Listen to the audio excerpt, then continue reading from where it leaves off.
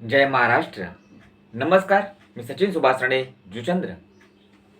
आज एका गंभीर विषयावर प्रकाश जोर टाकत आहे आणि तो पण निपक्षपणे एक खरा खुरा माणूस म्हणून. विषय आहे मराठा आरक्षण. मनोज जरांगे पाटील दादा, तुम्ही आम्हा मराठ्यांसाठी आरक्षण मागताय आणि त्यासाठी तुम्ही उपोषण करताय, हे सर्व काही तुमचं चाललंय. पण तुम्हाला आम्हा मराठ्यांसाठी ओबीसीतूनच आरक्षण पाहिजे आहे.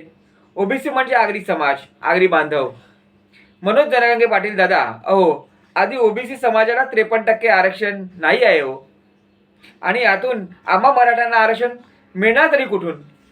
आणि तुम्ही यासाठी महाराष्ट्र सरकारला वेटीस धरले आहे. आणि या महाराष्ट्र सरकारने आता माझ्या पोलीस बांधवांना वेटीस धरले आहे. आज माझे पोलीस बांधव पावसात थंडीत कुडकुडत बिचारे ओले कपडे घालून ड्युटी करीत आहेत. उद्या जर माझे महाराष्ट्र पोलीस बांधव आजारी पडले तर याला जबाबदार कोण? म्हणजे माझे मराठा बांधव राहणार का हे राज्य सरकार राहणार आहे, महाराष्ट्र राज्य सरकार. ऐन गणपतीच्या सुट्ट्या रद्द करून माझ्या पोलीस बांधवांना ड्युटीवर हजर राहावे लागले. सर्व गणपती सणाचा खेळ खंडोबा झाला. मी म्हणतो महाराष्ट्र राज्य सरकारने आपल्या मराठा बांधवांना आरक्षण दिले तरी या सरकारी नोकऱ्यांसाठी सरकारी किंवा महाराष्ट्र शासकीय असे कितपत उरलेले आहे हे तुम्ही मनोज जरांगे पाटील दादा मला सांगा.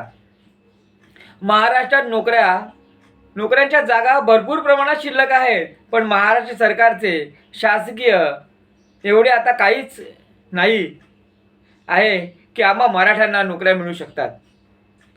सर्व काही गुजरातला नेलं, तसेच बाकी केंद्र शासकीय झालं. मग महाराष्ट्र सरकारने महाराष्ट्र शासनाचं आहे तरी काय की जिथे माझ्या आगरी बांधवांना आता सरकारी किंवा शासकीय नोकऱ्या नाही आहेत, तर मग आम्हा मराठ्यांना आरक्षण दिले तरी काय उपयोग? काय मिळणार आहे?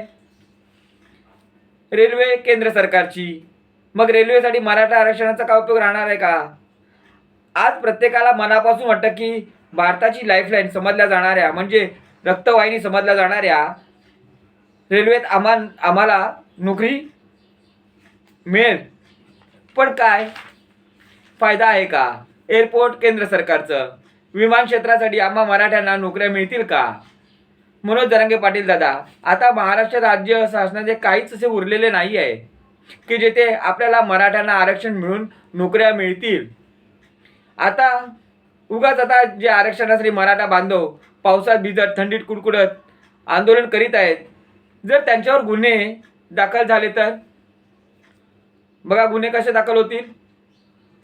गुन्हा कायदा व सुव्यवस्था ढासळली, ट्रॅफिक नियम मोडण्याचे सर्व गुन्हे, सरकारी कामकाज खोळंबवणे, सणासुदीला नागरिकांना त्रास देणे, ॲम्ब्युलन्स वगैरे सुविधा खोळंब करणे, रेल्वे प्लॅटफॉर्म वगैरे अडवून रेल्वे प्रवाशांना आतोनात हाल करणे. आता हे कोणते कलम लावतील काय सांगता येईल का?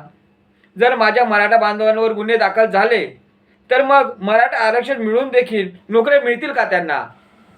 आरक्षण देणाऱ्यांच्या हातात या महायुती सरकारच्या हातात आधी महाराष्ट्र राज्य उरलं आहे का? ही आधी बघा दादा, मनोज जरांगे पाटील दादा, बघा जरा, मग आरक्षण मागा.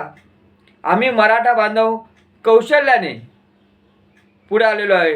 कधी वशिलेबाजी केली नाही जिंदगीमध्ये. वशिलेबाजीने कधी आम्ही पुढे नाही आलो.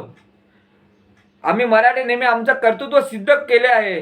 त्यासाठी कठीण परिश्रम अभ्यास आम्ही केलेला आहे. मग आम्हाला नोकऱ्या नाही, कारण या महाराष्ट्रात सर्व शासकीय निमशासकीय प्रायव्हेट नोकऱ्या परप्रांतीयांच्या घशात गेल्या आहेत. या महाराष्ट्रात मराठी माणूस नाही तर येथे यूपी बिहार मद्रास आलेला आहे. मद्रास झालेला आहे ते. विदेशी नागरिकांचा सुद्धा इथे सुळसुळ झालेला आहे आणि त्यांना त्यांच्या राज्यात आणि देशात परत पाठवा. कारण मराठी माणसाला नोकऱ्या नाही, तसे आगरी कोळी आदिवासी बांधवांना सुद्धा नोकऱ्या नाही आहेत. कारण इथे परप्रांतीयांची एवढी भरती झालेली आहे. या महाराष्ट्रामध्ये पूर्ण दुसरे राज्य भरलेले आहेत. महाराष्ट्र एकटा राज्य राहिलेला नाही. आता यूपी बिहार मद्रास सगळे राज्य एकत्र येऊन या महाराष्ट्रावर अतिक्रमण झालेलं आहे. तर याचा जरा विचार करा. आणि गणपतीच्या सर्वांना शुभेच्छा. सणासुदीला गालबोट लागेल असं काही वागू नका. शांतता आणि सुव्यवस्था पाळा. सदरक्षण खलनिग्रहणाय सत्यमेव जयते. एक मराठा लाख मराठा. जय महाराष्ट्र. जय आगरी कोळी आदिवासी बांधव. रिक्षा चालक मालक संघटना जुचंद्र विजय असो. जय महाराष्ट्र. जय महाराष्ट्र.